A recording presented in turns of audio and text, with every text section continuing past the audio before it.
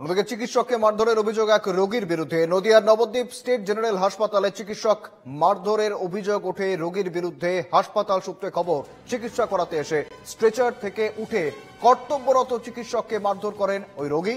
শুধু তাই নয়, পরিজনদের উপরেও চড়াও হওয়ার অভিযোগ ওঠে ওই রোগীর বিরুদ্ধে। এরপর খবর পেয়ে হাসপাতালে পৌঁছয় নবদ্বীপ থানা পুলিশ। জন্ম বিস্তারিত সঙ্গে রয়েছেন প্রতিনিধি গোপাল বিশ্বাস। গোপাল, ঠিক কি হয়েছে ঘটনা?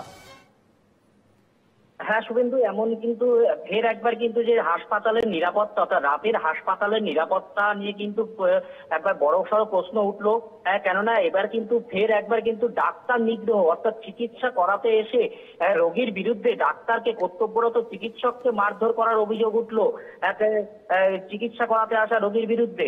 যেই যে নবদ্বীপ স্টেট জেনারেল হাসপাতালের ঘটনা, যেই হাসপাতাল সূত্রে জানা যায় যে গতকাল রাতে কিন্তু একজন মদ্যপ অবস্থায় এক ব্যক্তি চিকিৎসা করাতে আসে হাসপাতালে, এবং সে যখন নাকি ডাক্তার চিকিৎসক তাকে চিকিৎসা করতে যায়, তখন কিন্তু সে স্ট্রেচার থেকে উঠে ডাক্তারকে, চিকিৎসককে, কিন্তু কর্তব্যরত চিকিৎসককে শারীরিক নিগ্রহ করে, মারধর করে।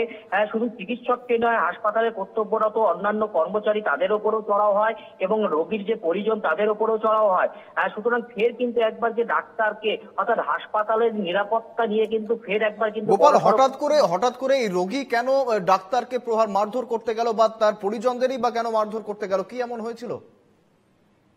হ্যাঁ দেখো শুভেন্দু, যে হাসপাতাল তথা প্রহত চিকিৎসক সূত্রে চিকিৎসক যেটা জানিয়েছে যে তিনি চিকিৎসা করছিলেন, হঠাৎ করেই কিন্তু তিনি চিকিৎসকের উপর ক্ষিপ্ত হয়ে ওঠেন, তার সাথে বাদ বিদণ্ডে জড়ান, এবং চিকিৎসক ক্রমাগত তাকে ঠান্ডা করে তাকে চিকিৎসা করতে গেলে কিন্তু সে পুনরায় কিন্তু ক্ষিপ্ত হয়ে ওঠে এবং চিকিৎসকের উপর প্রহার করতে শুরু করে এবং তাকে শারীরিক নিগ্রহ করে। শুভেন্দু, একেবারে ধন্যবাদ গোপাল।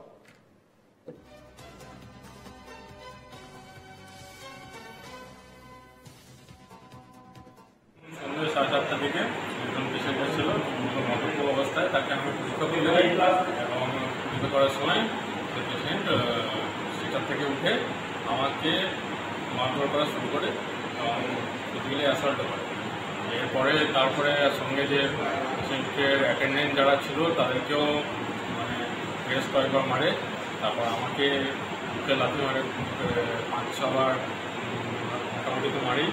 তারপরে সঙ্গে এখানে দুটি দাদা যারা ছিলেন তাদেরকেও লাথি মারামারি হয়, তাদের সঙ্গে বচসা বাঁধে। আমি সুপারকে জানিয়েছি, পুলিশ আইসি স্যার এসেছিলেন, ওনাকেও জানানো হয়েছে।